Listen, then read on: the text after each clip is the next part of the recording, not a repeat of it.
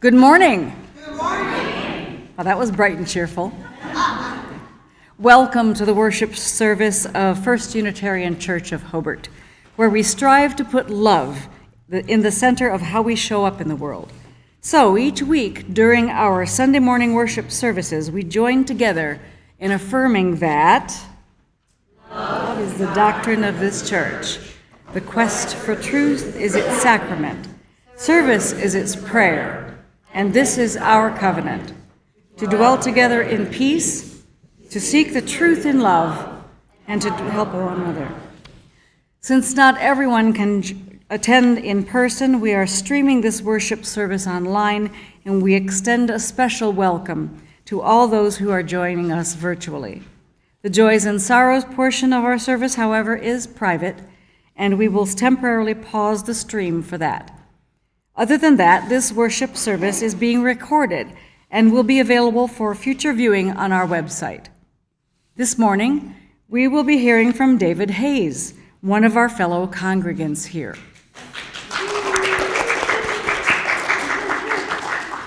Now, if you will please turn off your devices, and as you do, allow yourself to enter sacred time together. And take a breath. And another, and join in the spirit of reverence. I invite you now to join me in reading aloud the responsive reading on the screen. I will read the regular text and invite you to join me in reading the blue text on the screen, or the italic. Wait, I'm doing the italic? I forget what I'm doing. Okay. Oh, it's not on the screen. Okay, so sorry. Invitation is at 658 Gray Book. It's by Anonymous. And we accept that because we know how sometimes Anonymous is important. It's okay. Is everybody ready? Okay. Almost. It's okay, no. I'm looking at someone else who doesn't have the book yet. Welcome. Okay. To laugh is to risk appearing the fool. To weep is to risk appearing sentimental. To reach out for another is to risk exposing our true self. To place our ideas, our dreams, before the crowd is to risk loss. To love is to risk not being loved in return. To hope is risk repair. To try is to risk failure. To live is to risk dying.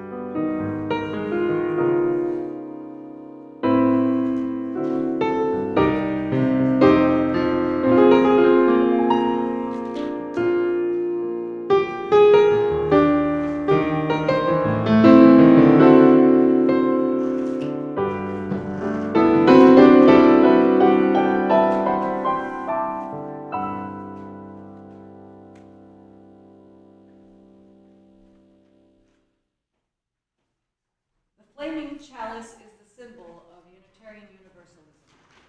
It suggests the transformations that take place when we are held within religious community. When we light the chalice in worship, we illuminate a world that we feel called upon to serve with love and a sense of justice. Please join in lighting our chalice by reading together the words on the screen, just checking, and in your order of service. We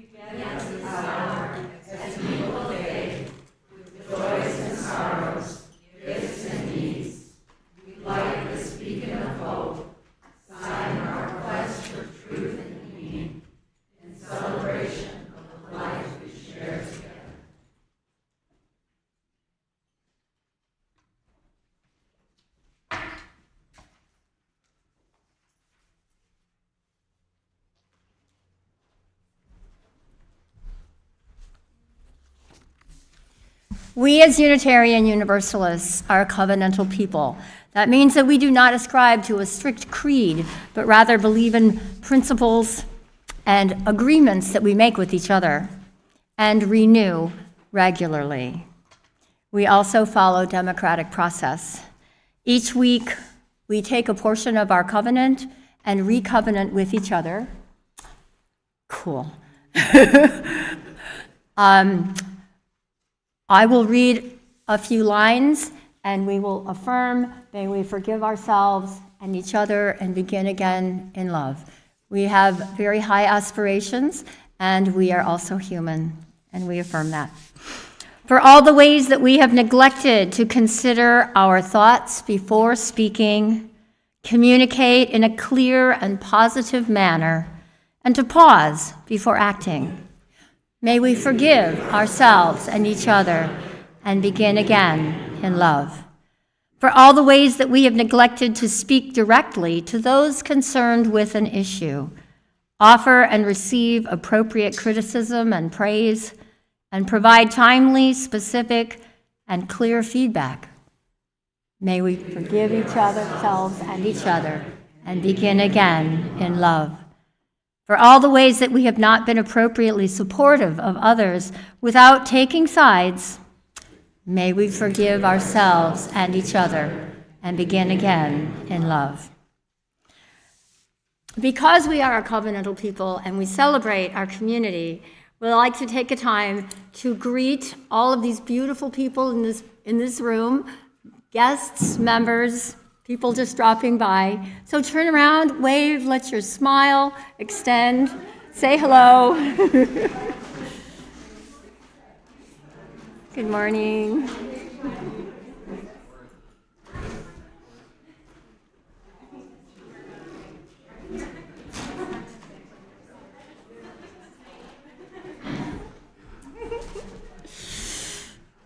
Wonderful.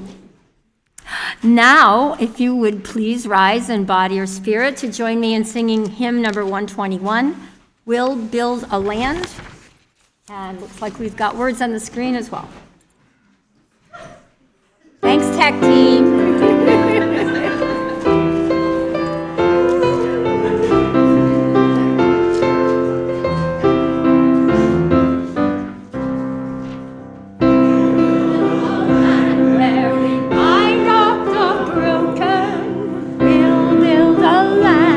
Where the captives go free, where the oil of gladness dissolves all mourning. Oh, we'll build a promised land that can be. We'll build a land where sisters and brothers, anointed by God, may then create peace, where justice will roll down like water. Peace like an ever-flowing stream.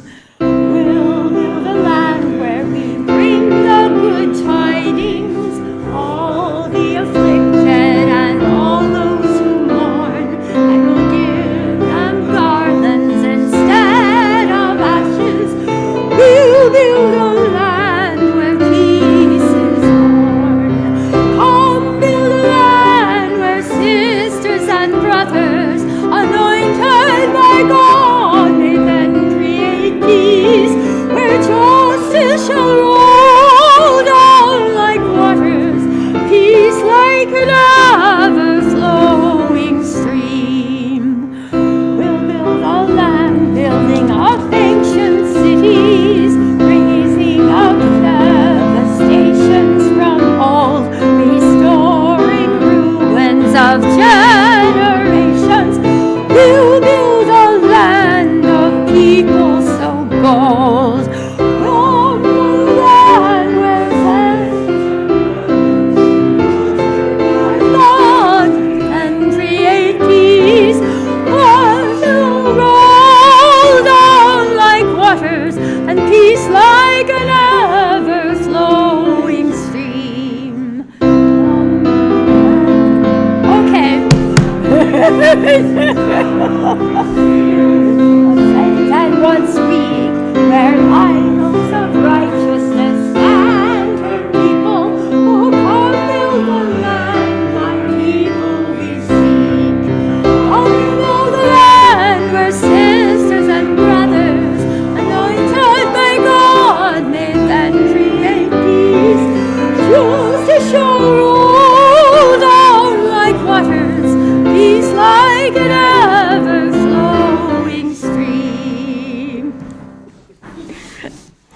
be seated.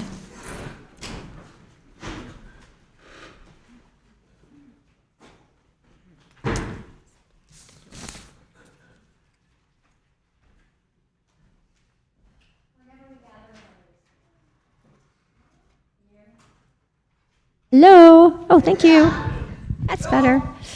Whenever we gather with others, we have the opportunity to share our own private joys and sorrows with each other, to hold them together so that the lightness of our joy lifts up all, and so that the heaviness of our sorrows feels easier to bear.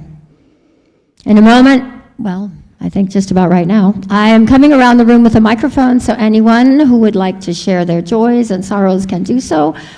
Please state your name, and so we know who you are.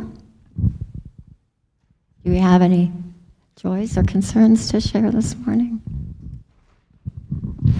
I want to thank you all for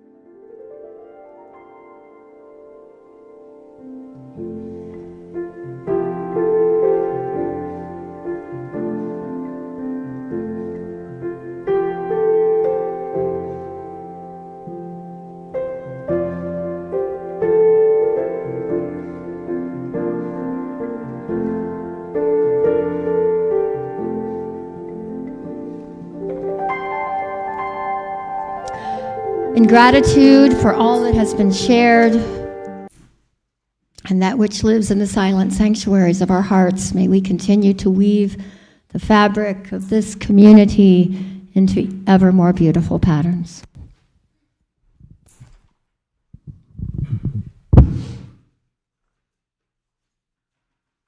Now please rise in body or spirit for our doxology. On your screen.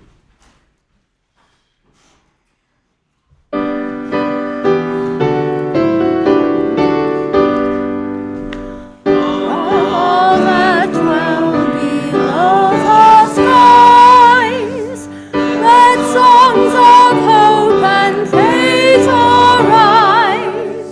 Let peace, goodwill on earth be sung, through every land, by every tongue. Amen.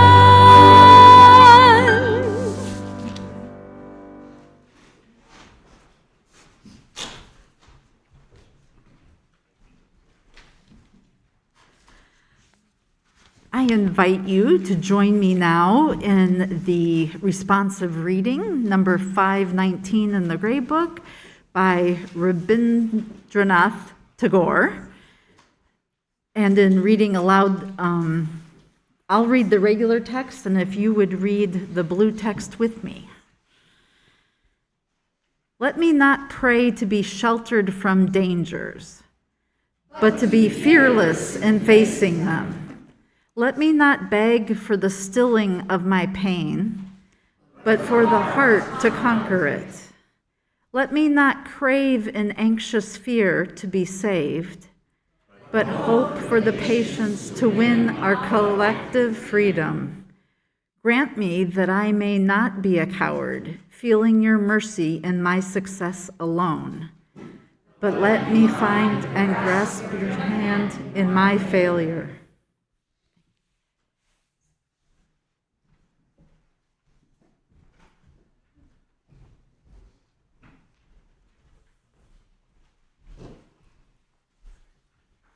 Good morning. Today's story is Grumpy Monkey. This is the copy I read to our son about once a week, so I'm excited to read it to all of you. One wonderful day, Chimpanzee woke up to discover that nothing was right. The sun was too bright, the sky was too blue, and the bananas were too sweet. Jim was confused. What's going on? Maybe you're grumpy, suggested Norman from next door. I'm not grumpy, Jim insisted. On his walk, he met Marabou. Jim's grumpy, Norman told Marabou. Why are you grumpy, Jim asked Marabou. It's such a wonderful day. Grumpy? Me? I'm not grumpy, said Jim.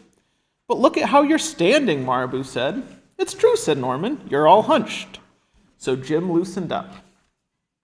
Then he ran into Lemur. Jim's grumpy, Norman told Lemur. Why are you grumpy, Jim asked Lemur. It's such a wonderful day. Grumpy? Me? I'm not grumpy, said Jim. Your eyebrows look grumpy, said Lemur. It's true, said Norman. They're all bunched up. So Jim raised his brow. Then he tripped over Snake. Oh no, said Norman. That's the last thing you need when you're feeling so grumpy.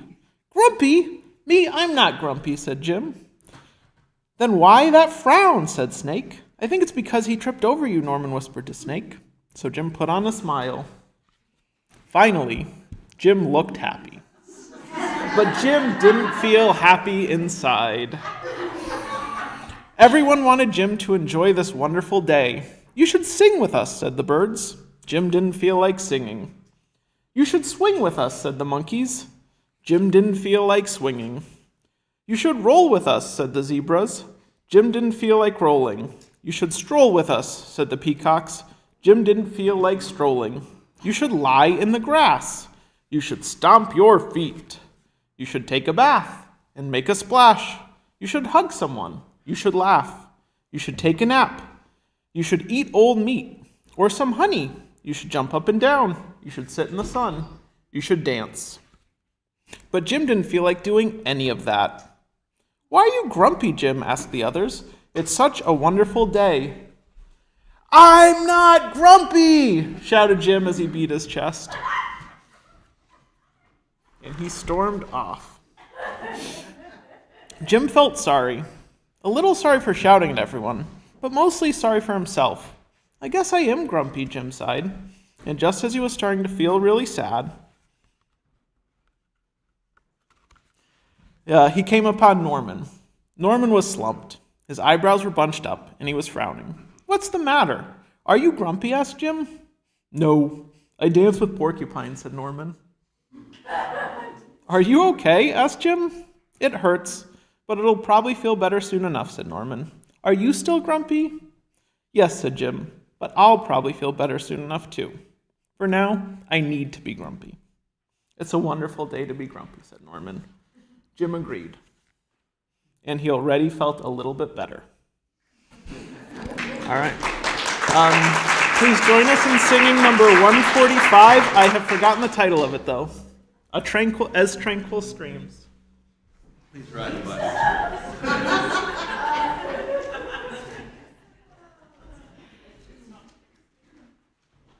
Please rise and body your spirit.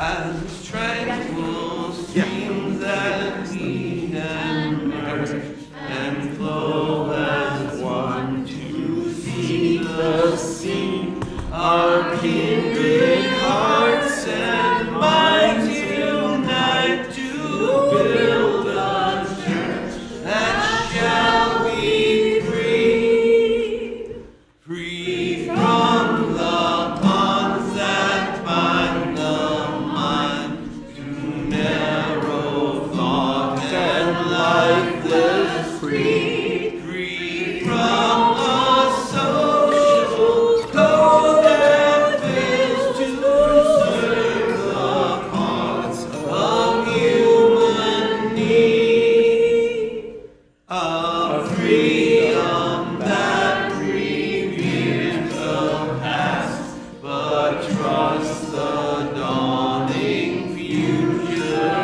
more, and bids the soul in search of truth adventure boldly and explore.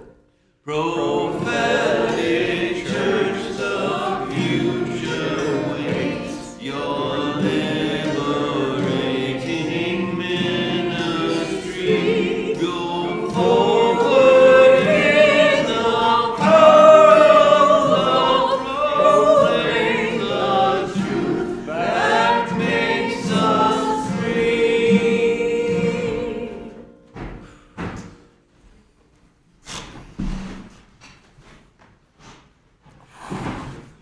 All right. Breathe in, breathe out. You're okay. It's safe here. In case you couldn't tell, that was to settle my nerves. I hope it maybe helped you too, but mostly that was in the script for me.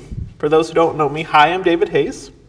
I've spoken from this pulpit twice before, but only for 5 minutes each time, which I say to explain some of my nerves.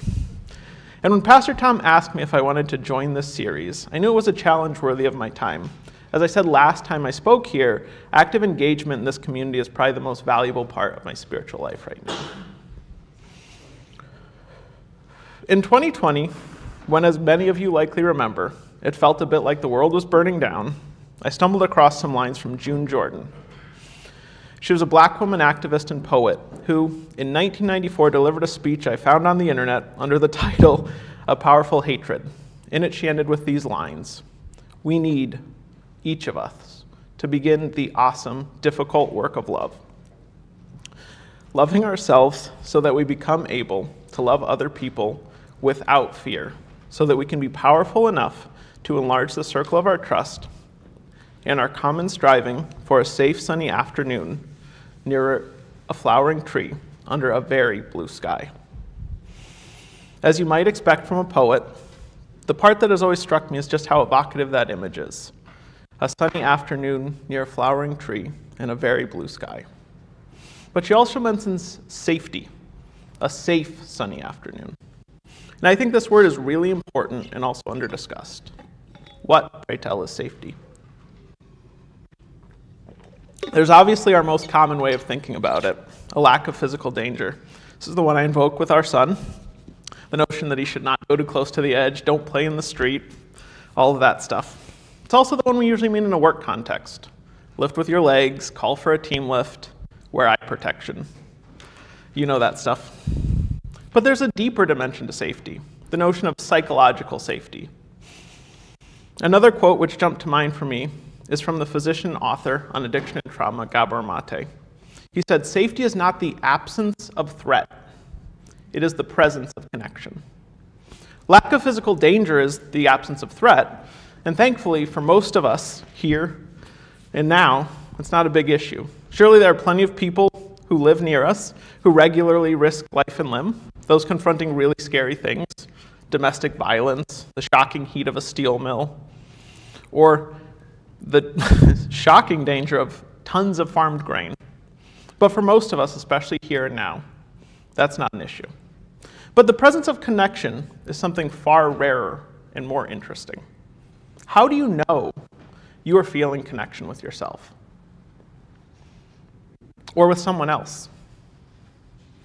What physical sensations do you notice in your body when you feel truly welcomed and allowed to be, however it is that you are right now? And when was the last time you felt like that?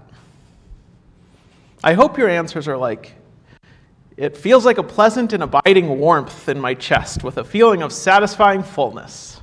And, well, just this morning. But I know, for some people, those answers are something more like, well, it would probably feel good. And this one time when I was 12, which brings me back to Jordan's invocation, that the difficult work of love is about loving ourselves so that we may become able to love other people without fear. Speaking from personal experience, it's much easier to talk about this kind of fearless love than to truly feel it. But more on that later. As Sandi skillfully summarized last week, we are in the midst of a worship series constructed by some members of the community, invited by Pastor Tom to read a book together and then speak about what most spoke to us from that book. We selected a book of Unitarian Universalist theology, getting ahead of myself, called A People So Bold. The two essays I found myself getting pulled back to repeatedly are entitled Healing Souls, Healing a Nation by Reverend Tandeka and Reimagining the American Dream by Reverend Dr. Marilyn Sewell. These essays were written, as Sandi mentioned last week, in the wake of the election and inauguration of our nation's first black president, Barack Obama, in 2009. That was the era of the evocative and optimistic hope posters by Shepherd's Ferry, you might recall. But it was also the era of this country's last significant, purely financial crisis. While the inflation spike of the last few years has certainly left people scared and dissatisfied, it pales beside the palpable sense of fear and crisis we felt in 2008. For those who never knew or have forgotten, that crisis was caused by a heady mix of financial engineering and willfully deceptive business practices, mostly in financial companies. Lax mortgage standards across the country and industry were coupled with a feat of financial engineering, which meant most people in the financialized economy were at least part owners in billions of dollars of bad mortgage debt. In response to this state of our nation, Marilyn Sewell writes, "Now with our economy in shambles, with greed and corruption so apparent to all, we have finally awakened to the hard truth that easy money has helped us avoid for so long. The economic system we thought was structurally sound turned out to be a house of cards, a chimera based on false premises and inflated profit sheets. The good news is that we have come to a point of reckoning that carries with it the possibility of radical change. I say radical change because radical means from the root, and the radical change is necessary when no amount of shifting and tweaking will do, when there is no solid core. The change is rooted in a spiritual dimension, for our country's problems are not rooted so much in economic malfeasance as in spiritual decadence." Yes, you are still at the Unitarian Church, not a fundamentalist one. She continues, "We have come to understand that the story by which we have lived, the primary cultural narrative, is defunct. I refer to the cultural story of our nation, ostensibly about bringing freedom and democracy to all the world, but in truth about building empire. However, I'm also referring to the cultural story for the individual, that which defines middle-class aspirations. That story is all about competition gain. It goes something like this. You work on your resume, starting at age 2 or 3, get into a good elementary school, a good high school, and a good university, where you will make the right connections, you graduate, you get a good job, get married, buy a nice house, have 2.3 kids, work hard, consume a lot, that is, buy a lot of toys, get old, and die. This is not a dream worthy of our lives. The emptiness of it is becoming apparent as young people struggle to find meaning in a society in which their parents serve an economic system that no longer serves them, a system no longer grounded in communal and spiritual values. There is no bailing out a system that is not grounded in relationship, that is bereft of moral principle. We have to build from the bottom up, on new ground and new premises. I'll read that again for emphasis. This is not a dream worthy of our lives. So what is? Especially in this context in which Sewell is writing, the obvious answer is the so-called American dream, about which Wikipedia says, the American dream is the phrase of the purported national ethos of the United States, that every person has the freedom and opportunity to attain a better life.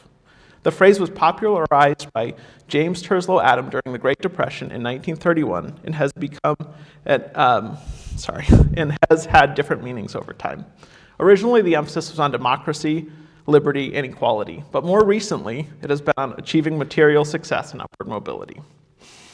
Sewell, who is calling out that second version of the American dream, begins her essay first routing through the famous words of John Winthrop before he and a group of settlers set out to build the Massachusetts colony and eventually became the United States. She quotes him as saying, "We must be knit together in this work as one man," if we'll forgive the language for the time.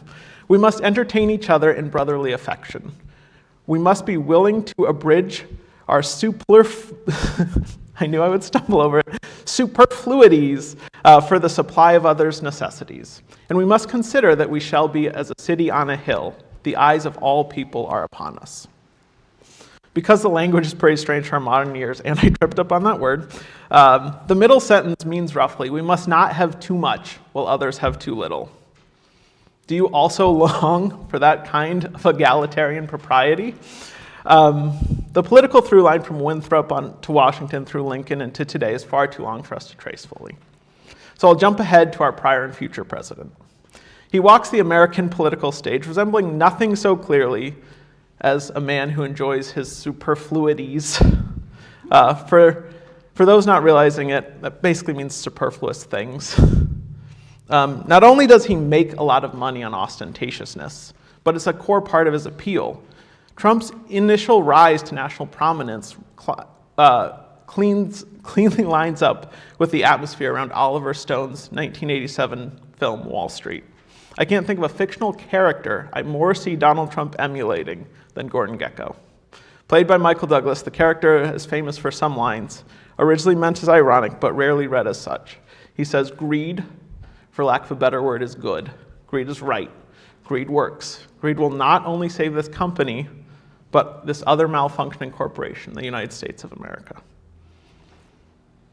Back to me. Born in the era of Gordon Gekko's Wall Street, I've spent many of my 38 years chasing part of a dream of material wealth and upward mobility. And to cut to the chase, I've not really achieved it. While writing this, I struggled with where to go with that disclosure. I settled on going back to Grumpy Monkey, which I read earlier. I've never been accused of having an overly sunny disposition, especially in the middle 20 years of my life. I was pretty removed and cynical as a person. Angry, perhaps, and certainly not fun-loving or free-spirited. And people read it, though not quite as clearly as Grumpy Monkey was read in the story. By way of example, I worked at a Target store in my hometown of Fort Collins, Colorado, for years after I graduated college. To be clear, this wasn't the post-college leadership, corporate track that Target promotes when you go to college fairs.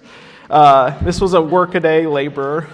I was doing those aisle moves where they suddenly put out all the Halloween stuff and that kind of stuff. And I loved that job. Parts of it. The pay was bad, the hours were inconsistent, and clocking in at 4 a.m. is just not fun for anyone.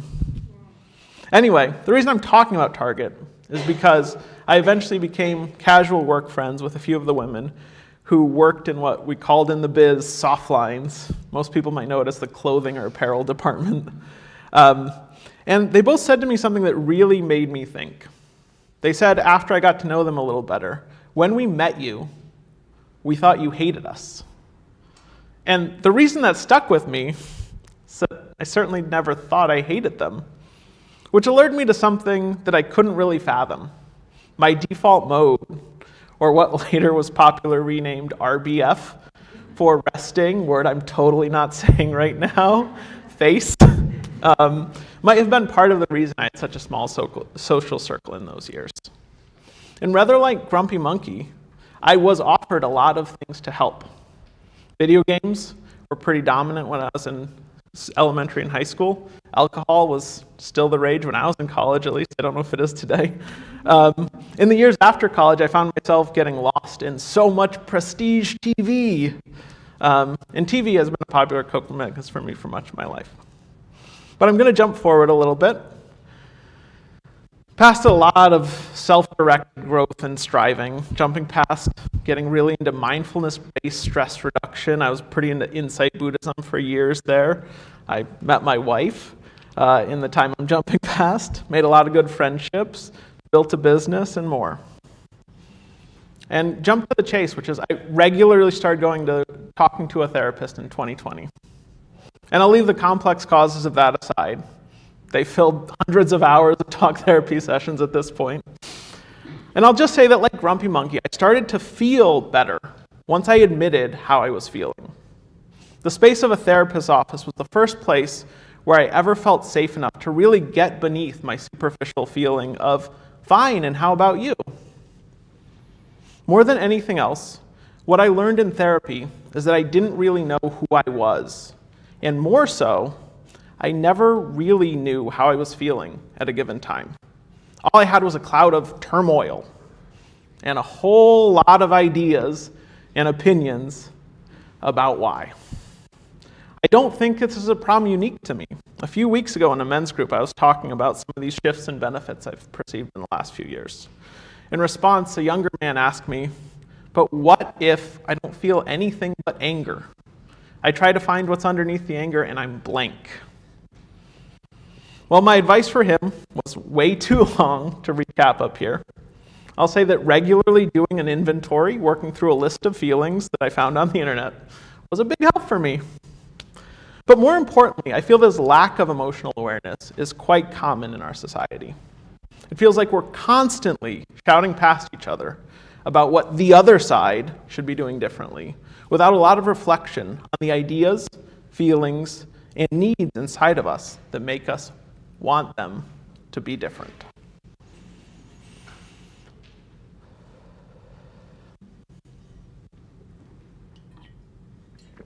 All of this brings me back to the other essay in A People So Bold that I wanted to speak a little about, from Tandeka.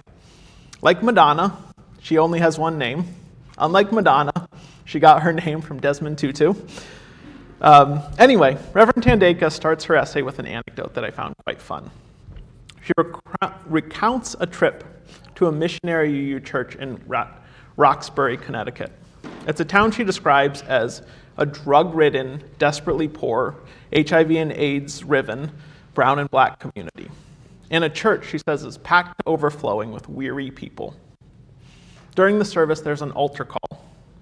About that, she writes, raised Baptist, I knew this age-old rite of calling congregants forward to say a few words to the minister and receive in response a personal prayer and blessing. The congregants lined up, waiting quietly and patiently. The line slowly snaked forward as the music continued. Everyone sang. Each person in the line had a chance to whisper something into the minister's ear. Each person then received a personal blessing, and then a glow rejoined the larger congregation. This ritual lasted for perhaps half an hour. As my friend and I left the church after the 2-hour service and the community meal that followed, we both wanted to talk about what we had witnessed. What do you think would happen if you initiated such a ritual in your mainstream Unitarian Universalist congregation, she asked. Whimsical delight flitted across his face, she recalled. Smiling, he leaned over to me and said in a hushed voice, "Here's what would happen in my congregation. Everyone would line up. The first person would whisper in my ear, 'After the service, I want to talk to you about your sermon.'" What she's calling out so clearly, and what I see in both myself, and especially that pre-2020 version of myself, desperately in need of therapy, is a familiar aversion to things that are too touchy-feely or woo-woo, in short, too irrational, too impressionistic, too emotive. Describing our faith, Tandika says, we find it easier to talk about our well-reasoned ideas than to delve into the feelings of our own hearts and enter into the shadow valleys of our fears and despair. But she says this is exactly where our faith can learn to grow, as the evangelicals do, by being more accepting and responsive to the genuine emotional needs of people. Of the evangelical, she says, they do not turn away from emotional pain, they transform it. Much of her essay highlights the everyday realities of what it's like working at one of the banks in the 2008 financial crisis. She highlights a story reported by the New York Times of a manager at a Washington Mutual. That was a name I had not thought about in 15 years. Washington Mutual Mortgage Processing Center, who was well known for keeping drug paraphernalia on his desk and snorting methamphetamines daily. Not coincidentally, this interview took place while this man was in prison. But she goes on to explore the other less overtly helpful coping mechanisms we might be familiar with. Drinking too much, driving too fast, yelling at your kids, shopping too much. And in 2004, I'll add to the list, spending too much time consuming online videos, whether they be TikToks or Instagram Reels or YouTube. YouTube is my personal vice in that way. These avoidant coping skills can be really helpful for our survival, but they hardly respond to the soul longing, the ache that drives people to churches, that perhaps pulled you here today. And an intellectual answer to that ache just doesn't cut it. We need to respond to people's emotional needs at an emotional level.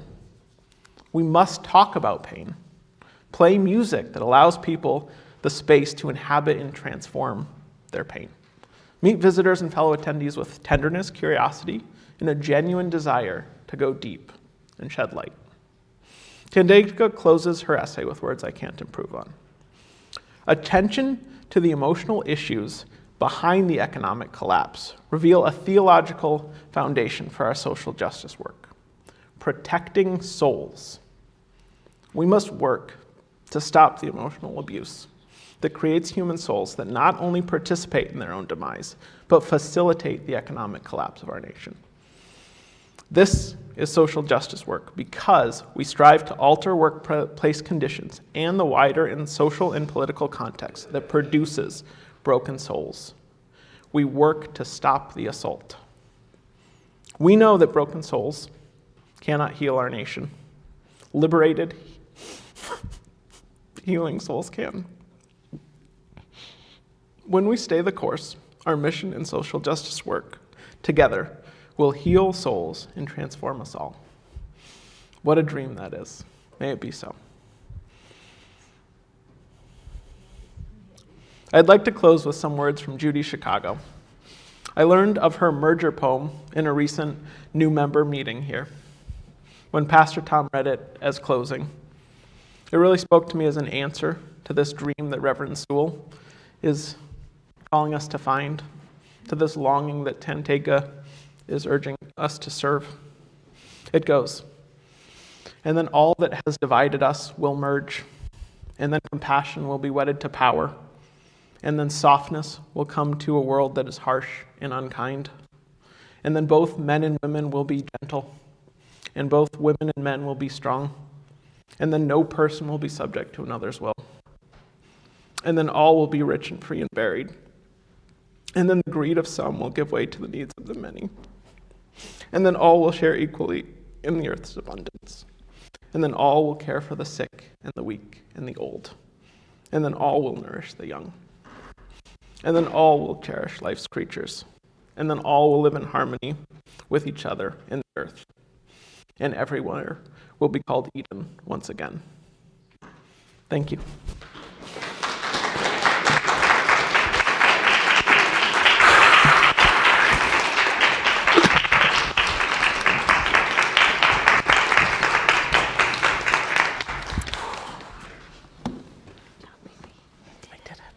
At this time, we choose to welcome the Spirit of life to join in our aliveness and to share our resources. This month, we are sharing our Loose Change for Social Change, January 2025, the second annual Pride Fest. I know, right?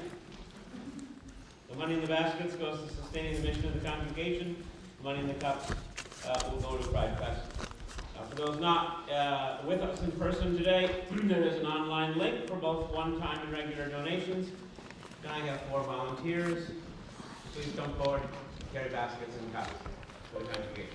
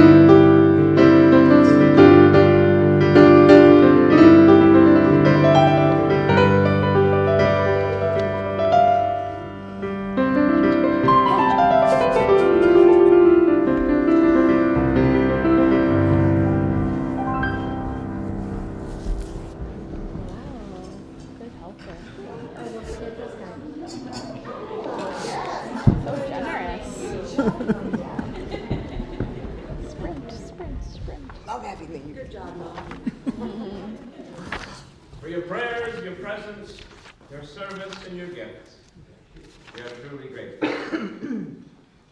Now, another way that we walk together is by joining together for fun and fellowship.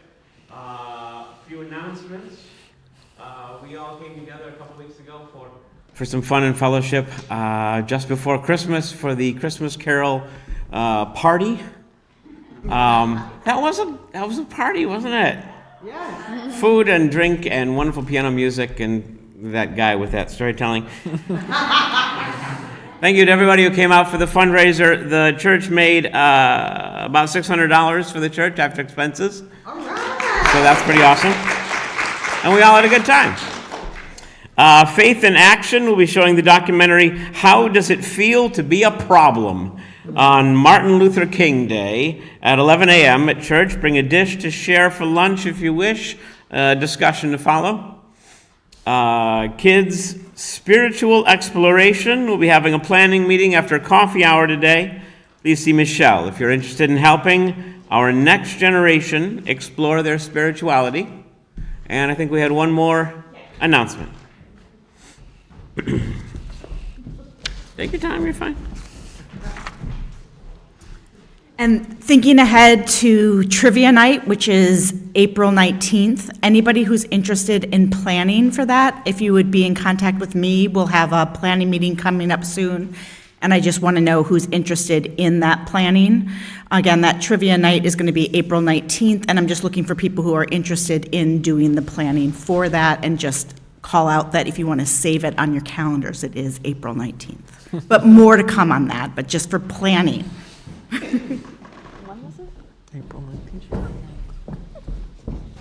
to.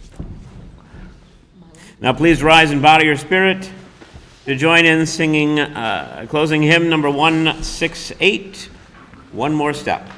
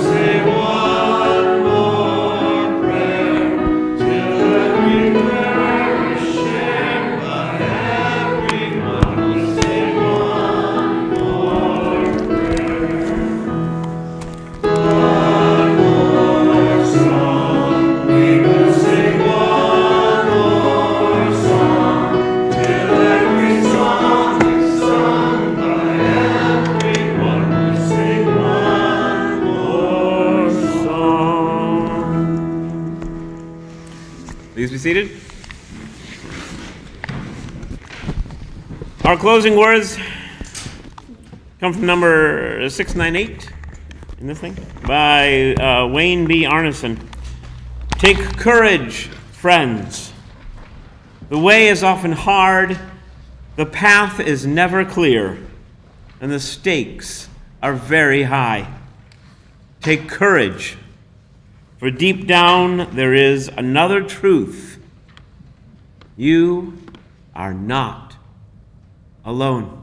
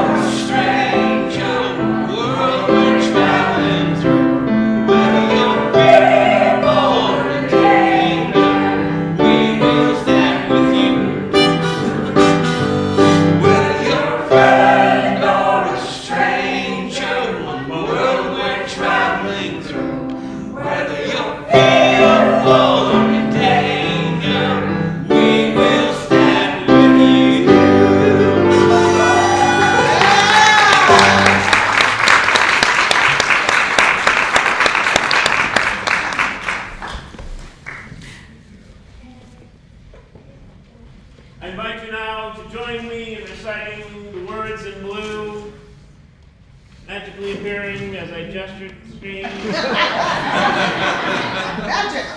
Magic. Thank you to our magicians, as always, to accompany our extinguishing of the chalice. May we continue to carry in our hearts the light of truth, the warmth of community, and the fire of commitment, until we are together again.